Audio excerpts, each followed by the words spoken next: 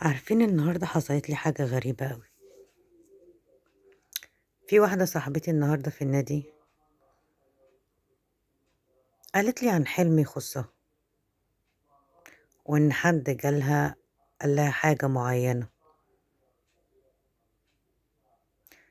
بس هنا سألت نفسي سؤال، طب لو الحاجة دي مش حقيقية هو ممكن فعلا الأموات يجي يقولوا لنا حاجة مش صح؟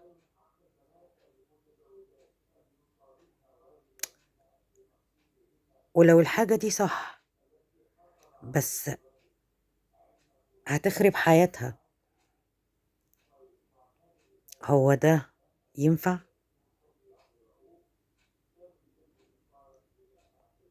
بصراحة ما عرفتش أرد عليها، لأن كلمتها وقفتني. الناس دول عند ربنا، وبعدين دي حلمت. ممكن يكون عقل باطن، ممكن.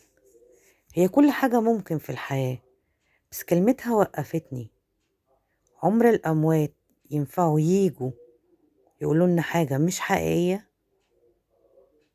ده سؤال أنا بسأله، ويا ريت اللي عنده إجابة يقول لي.